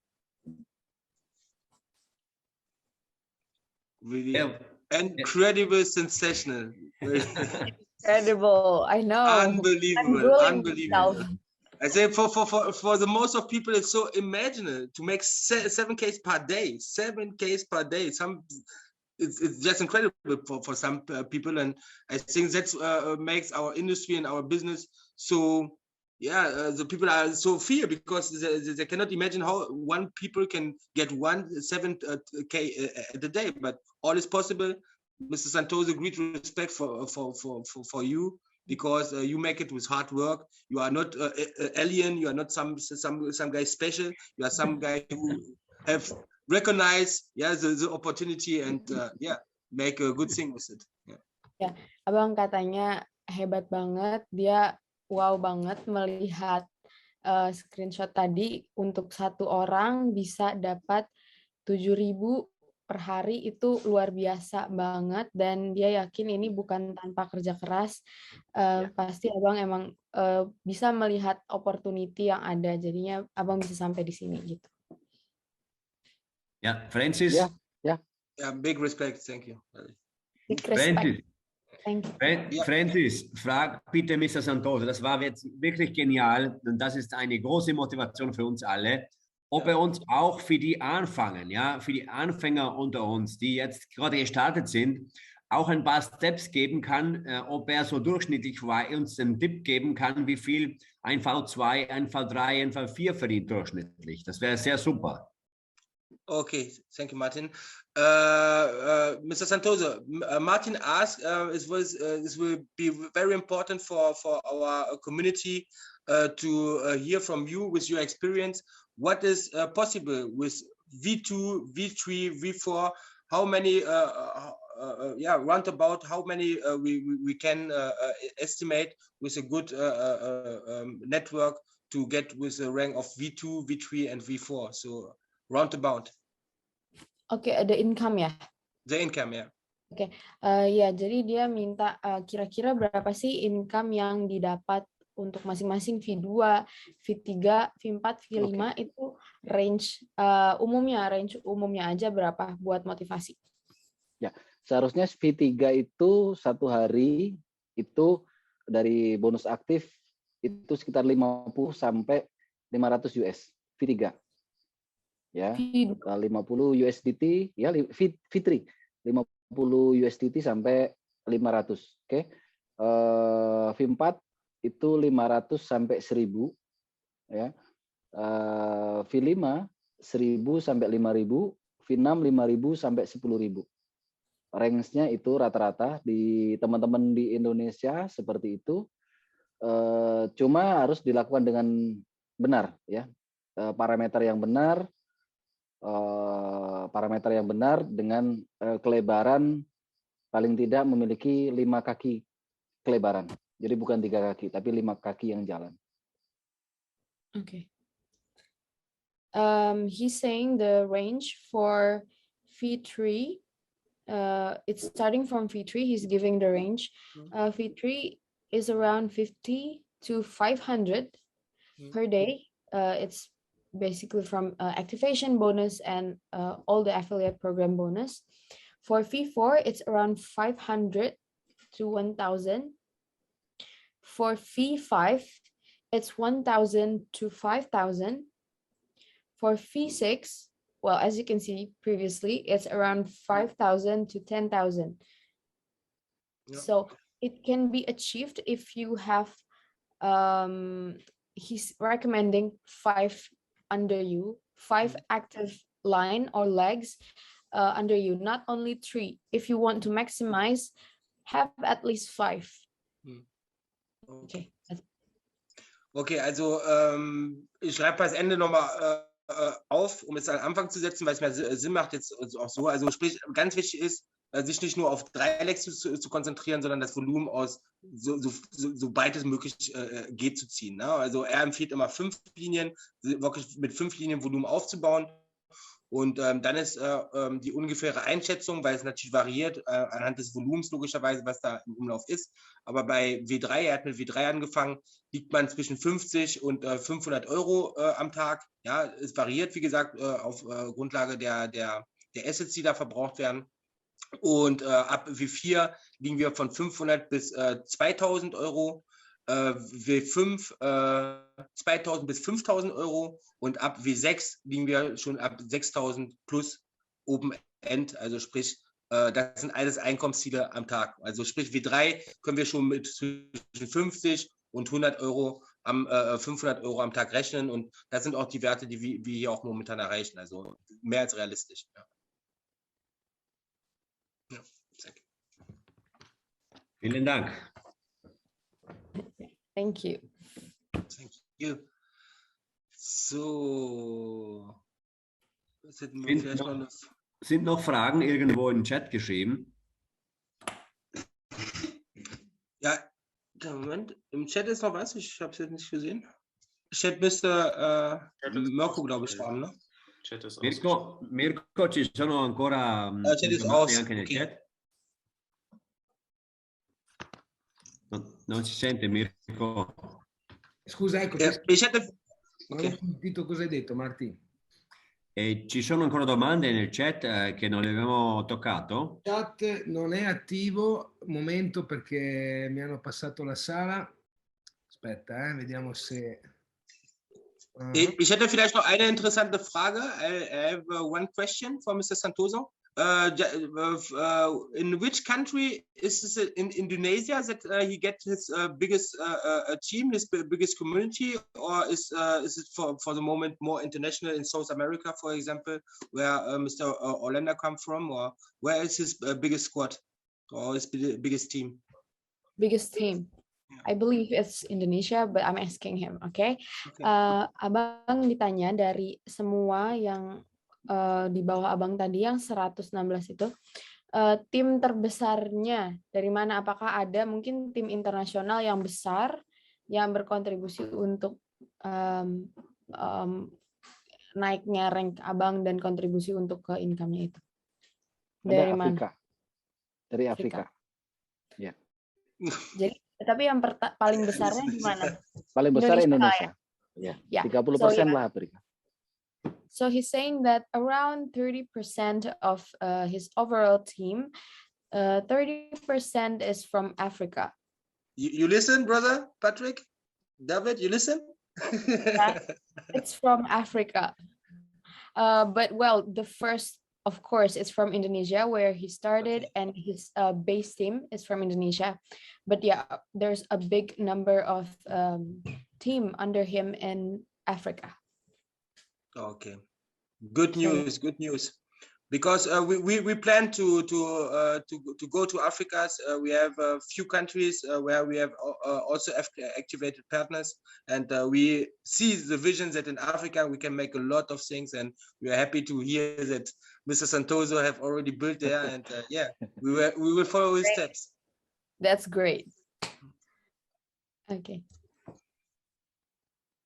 Apalagi Jihan? Beautiful. Ya, jadi dia ada mau jalan juga ke Afrika. Ada mungkin dia ada beberapa teman atau tim yang mau akan aktivasi juga nanti di Afrika. Jadi dia mau ngikutin lah jejaknya nanti, jejaknya abang untuk expand ke negara-negara lain gitu. Ya, jadi sebenarnya di Indonesia juga cukup susah karena di Indonesia banyak money game ya. Bisa sampaikan seperti itu ya.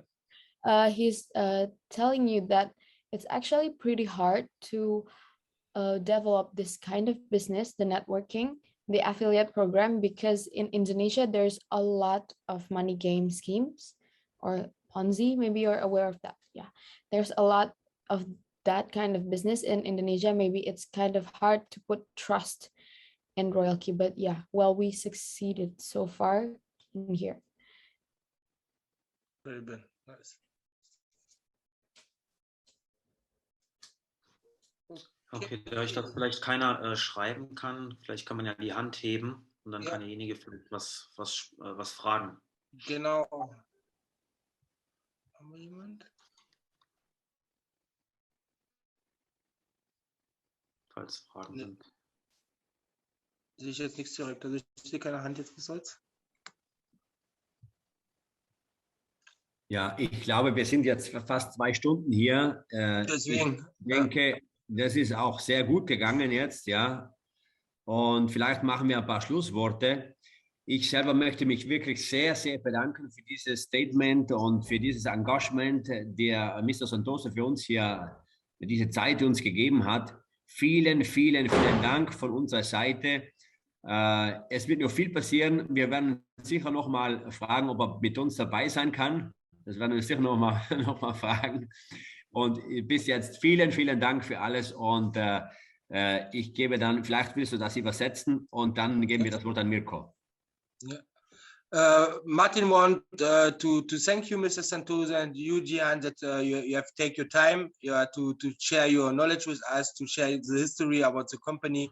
We are very appreciated, and we hope that for our next event, online and offline, we can also take part of Mr. Santoso to have a support from him, and we are happy to work with him together.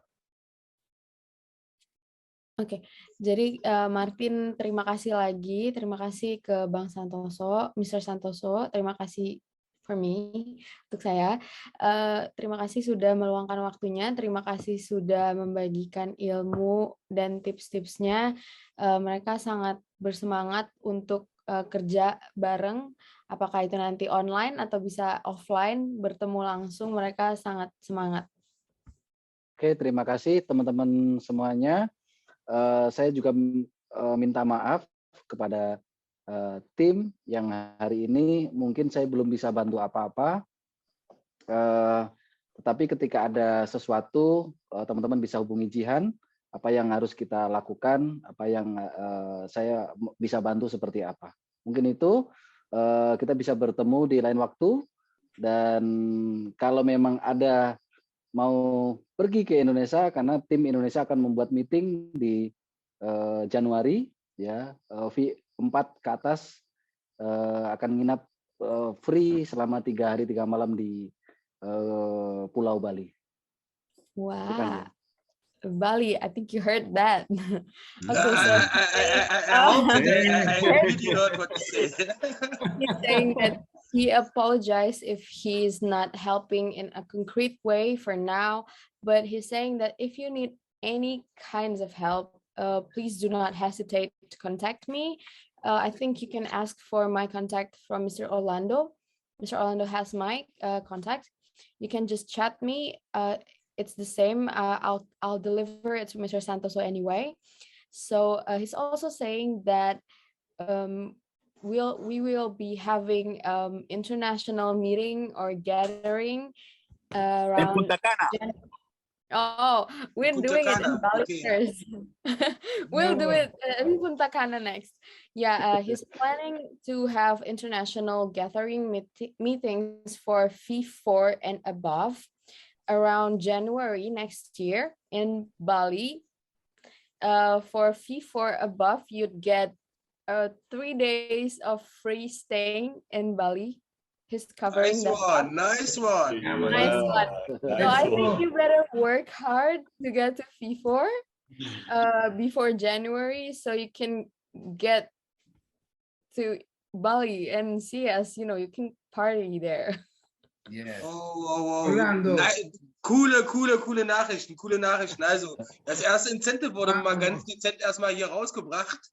Also, Herr Santoso möchte hiermit verkünden, also erstmal die großartige Arbeit hier geleistet wird. Und er würde sich freuen, wenn er hier die Unterstützung, die er uns gerne zur Verfügung stellt, auch genutzt wird. Wir stehen durch den Orlando, können wir hier seine Kontakte haben, also sprich, dass wir uns jederzeit an ihn wenden können. Ja, freuen uns auch gerne, auch den Herrn Orlando auch näher kennenzulernen. Ja, wir sind ja alles ein Team, eine Community und dass wir hier auf seinen 1000-prozentigen Support zählen dürfen. Und das möchte er damit unterstreichen, dass er gleich das erste Incentive für Beginn nächsten Jahres startet. Für alle W4s wird es einen Special-Ausflug nach Bali geben, all-inclusive, und Herr Santoso wird das dementsprechend auch selber finanzieren. Also sprich, erstes Incentive ist ausgeschrieben bis Januar W4. Ich denke mal, mehr als realistisch. Und ja, wir freuen uns. We see us in Bali. That's safe. Nice. Very nice. Sure.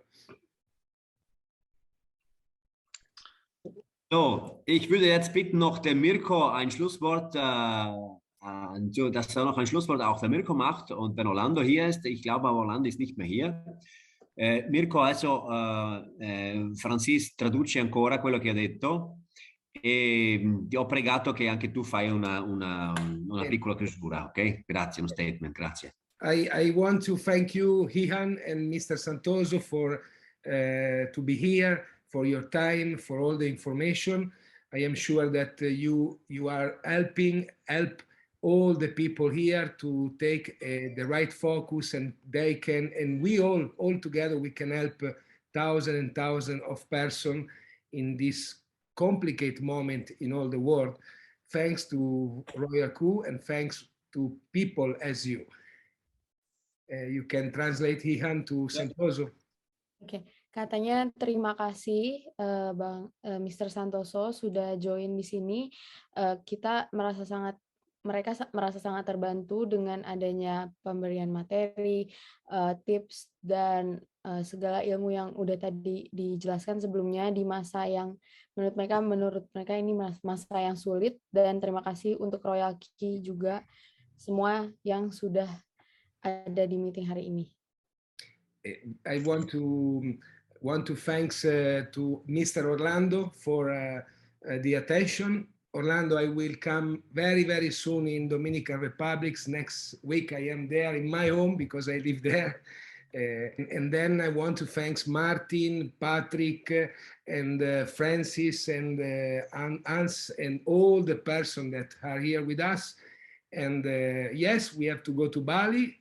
So everybody V4 in the end of this year. So in January we can go everybody to Bali to meet each other there with Mr. Santoso and Hihan and all the leader in the world. Thanks for your attention. Yeah. Okay. I think Mr. Orlando heard that. Mr. Orlando. Yes, I'm here. Oh I'm yeah. here. Okay. Well, Okay. I want to give you thank you for, like always, to Mr. Santoso and Jihan for the time. I know you have a busy agenda, but besides that, you dedicate time to the Latin American team and the other group from Germany, Italian, Africa, Spain. We are all over the world. So thank you so much. And you don't know how happy I am to receive that news that we're gonna see you in Bali in January. So I'm gonna count the days from today on, and I'm gonna try to motivate all my teams to move from rank to see you all together in this great event from our team. Thank you for your time and thank you for everything. Ya, terima kasih kata Mr. Orlando. Dia senang banget. Abang sudah mau meluangkan waktunya yang sibuk, agenda yang padat, sudah mau meluangkan waktunya. Terima kasih juga, katanya dia senang banget ngedengar berita kalau akan ada international meeting, gathering di Bali nanti. Dia akan masang countdown, timer, looking forward, sangat menantikan harinya itu, dan dia juga akan kasih tahu ke timnya supaya semangat, supaya cepet-cepet V4, supaya bisa ketemu abang di Bali nanti, gitu katanya. Okay, thank you. I will just profit to translate a little bit. Ja, okay. Ja, Sure. also Mirko hat sich nochmal schnell bedankt nochmal, also auch für seitens Herrn Santoso und auch der Jihan. Wir wissen selber, Zeit ist kostbar, Zeit ist wirklich precious und man kann sich vorstellen, bei so einem großen Netzwerk ist ihre Zeit natürlich auch eng bestückt und trotzdem nehmen sie sich hier fast 2 Stunden Zeit für uns. Dafür auch nochmal Danke seitens Mirko.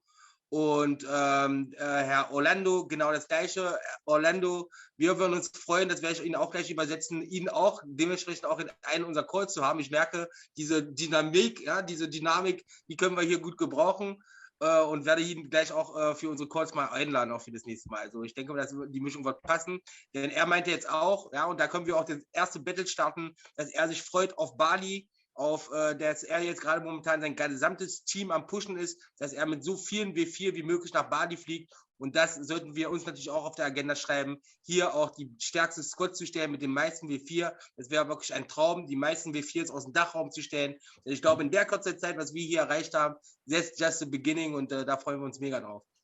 Also, ich glaube, wir haben es geschafft. Wir haben alle bedankt. Ich möchte mich ganz herzlich noch bei meinem Team bedanken, bei allen euch in Deutschland, Österreich, Schweiz und überall, wo ihr jetzt seid. Ja, ihr seid fantastisch.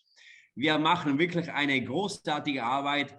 Toll, dass ihr hier dabei gewesen seid und wir werden uns sicher alle dort treffen, wo wir alle hinwollen, in Bali.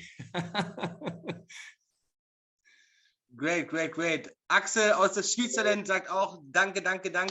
Thanks from Axel from Switzerland. Ja, ich kann mich an dieser Stelle auch nur bedanken. Es macht wirklich mega viel Spaß. Jetzt auch gerade die enge Zusammenarbeit mit Patrick, Philipp, David. Also wir sehen und sprechen uns, glaube ich, mehr als unsere Familienmitglieder.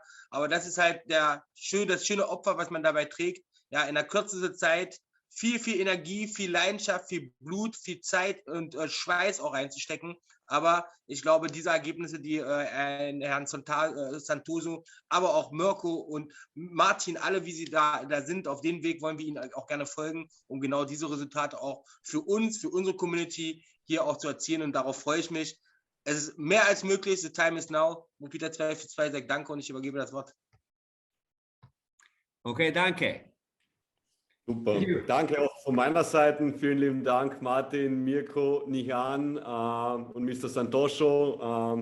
We're on the right way. Thank you. See you next time in Bali. Thank you, Mr. Martin, Mr. Patrick, Mr. Thank you. Mirko.